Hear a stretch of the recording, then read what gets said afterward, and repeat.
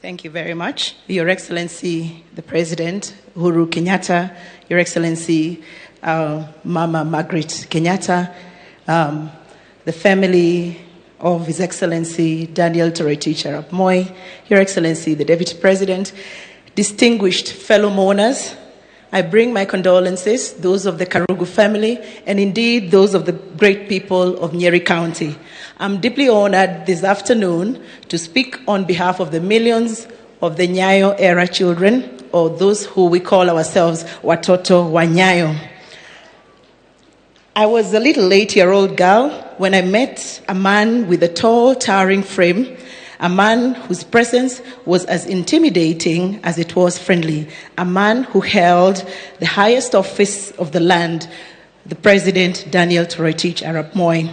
I was a lucky child to be picked through a rigorous selection exercise to welcome President Moi to my home district, Nyeri, and specifically to the Kiganjo Police College. My duty at that tender age was to hand him flowers in our honored tradition of welcoming dignitaries home.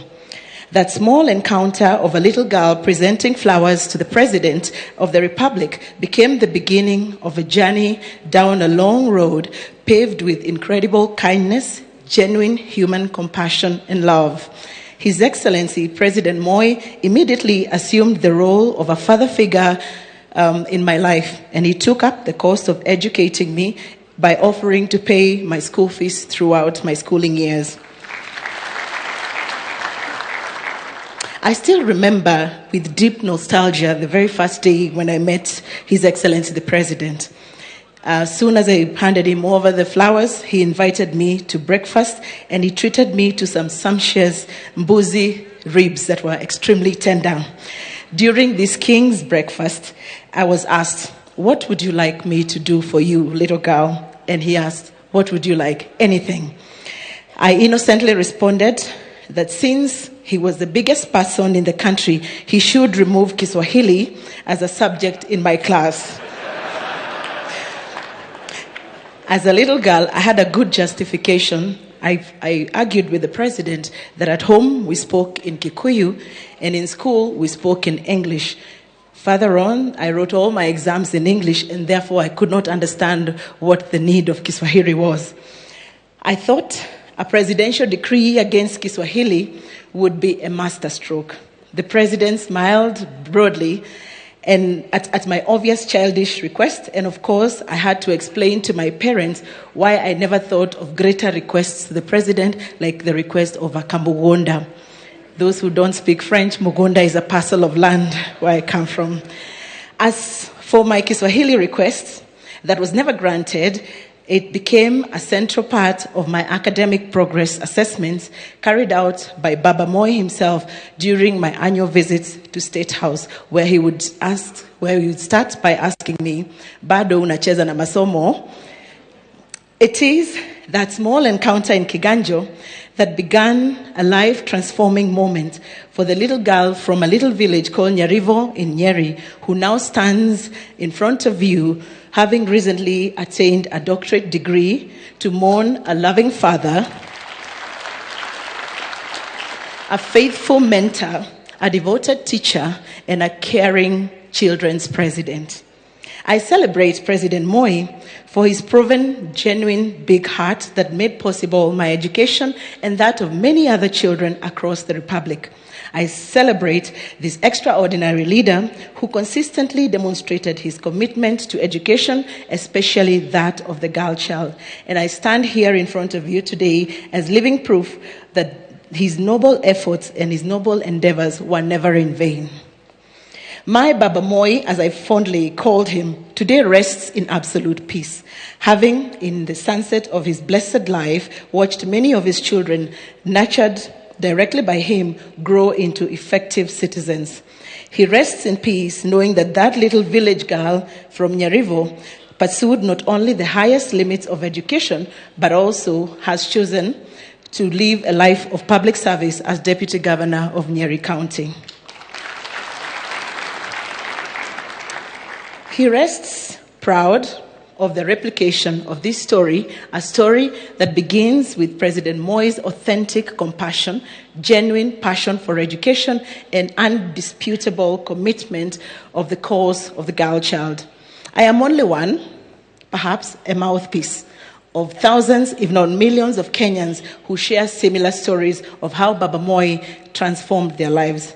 My Baba Moi established and supported many girls' schools, some of which adopted the name Moi Girls, for instance, Moi Girls Eldoret, Moi Girls Nairobi, and my very own school where I went to, the Moi Nyeri Complex. These schools and many others, including those that do not bear the name Moi, stand as monuments of one man's unquestionable desire for an educated nation. President Moi followed the crusade to educate the girl child with a nationwide campaign to uplift the status and empower women. We know of the Maendeleo ya Wanawake, a powerful women grassroots movement that began during the late president's reign. If I were to list only 2 organizations that really got President Moi going, I would start with KANU, the ruling party of his time, where, if you all remember, he used to ask us, Ebu Tingiza Kidole. The other organization would be, of course, the Maendeleo ya Wanawake, through which the president pushed the agenda of women as a critical pillar to a nation's development. I will not, of course, forget that Maendeleo ya Wanawake also acted as an incubator for women leaders who went on to pursue politics. In this regard, I remember the Honorable Zipporah Kitonyi, the Honorable Phoebe Asio, only as some names that come to mind. Other than the passion for education and his singular pursuit to empower the girl child, Baba Moi taught us one other enduring lesson: patriotism and love for our country. As young children, he drummed it up in all that we did, that we must be wazalendo, we must be patriots, loyal to our flag and our country. I know these days some of us crack jokes about the loyalty pledge and about the lyrics of the songs associated with the hate of Baba Moi's rule. Those jokes, of course, can be extremely funny sometimes, only until that moment that you realize that nowadays there is so little that rallies us behind a common cause as fellow countrymen. As children of Baba Moi, we sang about strong values, the values of hard work, the values of discipline, and we were taught to honor our country and become great patriots and defenders of our sovereignty. That is why I mourn my Baba Moi. However, I celebrate the patriotic values he espoused and imparted in us as children. Because of the strong Christian values of Baba Moi, the foundation of this nation is strong and its future is indeed bright and promising. Because of the ideals of Baba Moi, especially his genuine desire to eradicate tribalism, I look forward as a mother to raising my children in a country which will be bound more by ideals and less by tribe and blood ties. Finally, to my fellow Watoto wa Nyayo, we have come of age. We have no excuse. We were raised right. Let us now rise up and, in the spirit of Moi, bind this nation and become instruments of peace, love, and unity.